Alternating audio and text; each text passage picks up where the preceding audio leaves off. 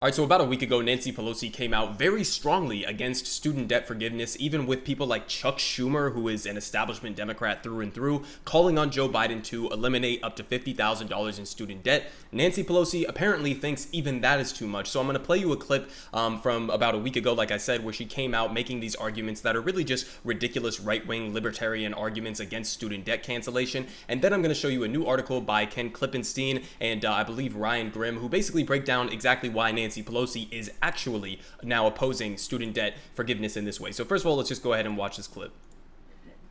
That would be an attitude that people would have. But even take it on top of that, suppose your family was not, your child just decided they want to, at this time, not want to go to college, but you're paying taxes to forgive somebody else's obligations. You may not be happy about that. But you know what? We want all of our kids to reach their fulfillment.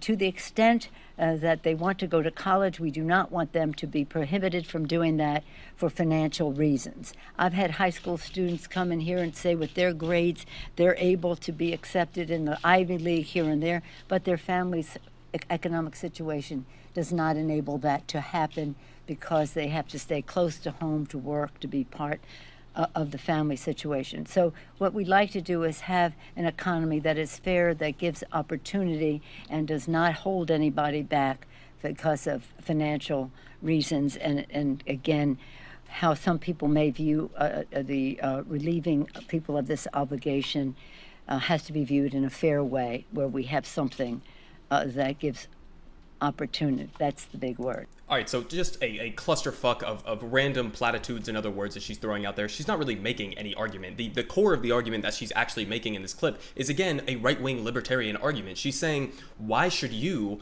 the taxpayers, which, first of all, this isn't how government spending works. If you know anything about modern monetary theory, then you would know that your tax dollars don't actually go directly towards things like student debt forgiveness. The fact is, a majority of the student debt that we're talking about is owned by the federal government, and therefore getting rid of that doesn't cost any money to be put out to those people. You just wipe the debt slate clean, which allows those people who were owing that debt to then go use it in other ways in the economy, which would actually benefit us economically.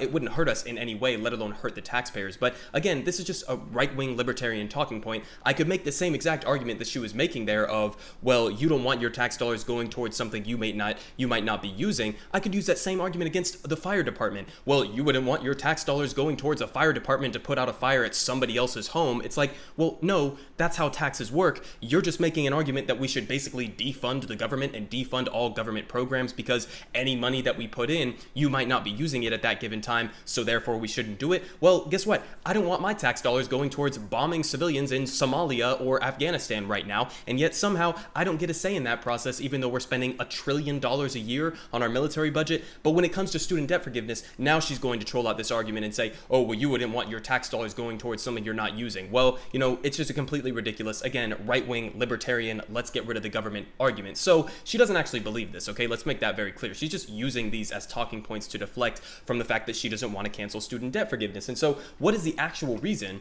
why she doesn't want to get rid of the student debt forgiveness? Well, here, thanks to our friends Ken Klippenstein and Ryan Grimm, as I said, Nancy Pelosi's surprise flip on student debt cancellation came after urging from billionaire power couple. So the House Speaker's change of heart came after Stephen and Mary Swiggs circulated a memo against cancellation via executive order. So let's go ahead and read some of this. The drive to persuade President Joe Biden to cancel student debt took a major hit last week when House Speaker Nancy Pelosi stunned Congress with a surprise statement in opposition. And keep in mind, Joe Biden, unilaterally, without any help from Congress, has the ability to completely wipe all federally owned student debt completely clean via executive order. He doesn't need Congress to do it. So it's something he's just choosing not to do right now. So we continue. The move may put her at odds with much of the public and the Democratic Party, but it aligns her with Democratic mega donors Stephen and Mary Swiggs, the billionaire scions, I guess that's how you pronounce that word, of the Bay Area's oldest real estate dynasty, who have deep ties to the California representative, and Stephen Swiggs has also long served as a treasurer for Pelosi in her fundraising efforts. In November, after Biden's election and amid increased pressure to cancel student debt, the Swiggs quietly circulated a memo among key Capitol Hill figures, making the dubious case that debt cancellation at the executive level is illegal. Again, completely ridiculous. Joe Biden does have the executive authority to do this by himself.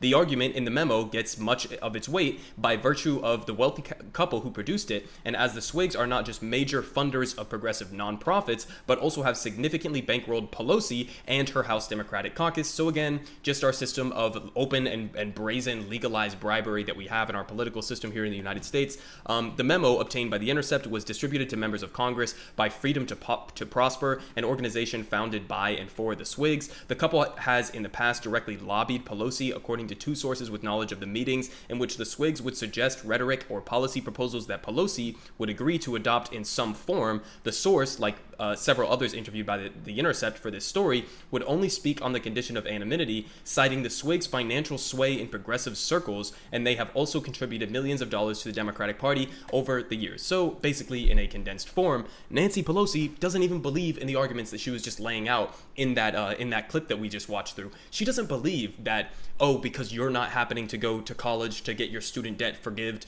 that therefore nobody would want it. No, that's not how society works. That's not how government spending works, okay? I want my tax dollars, even under that false framing that she is portraying at it. I would rather have my tax dollars going to forgive somebody else's student debt than I would having it go towards bombs that are bombing civilians in Yemen or being sold to Saudi Arabia or Israel to commit human rights abuses, okay? So if we're going to have a say in how our tax dollars are spent, then we, the people, would much rather have it go towards student debt cancellation than all of those other arbitrary things that she supports. The tax breaks to the billionaires, the tax breaks to the corporations, and yet she doesn't talk about those, only when it comes to helping average people. And again, she doesn't believe in the arguments that she was just laying out there. It's just a right-wing libertarian argument you could make against any government spending whatsoever. So she doesn't actually believe it. She's just taking notes directly from these billionaire mega donors who are funding her campaigns and helping put a bunch of money into the coffers for the Democratic Party. So that's the actual dynamic that we have going on right now. Thanks to Ryan Grimm and Ken Klippenstein for exposing this story. It's really important that we continue to understand the actual dynamic of what the Democratic leadership is doing. They don't represent the American people. They represent their corrupt donors.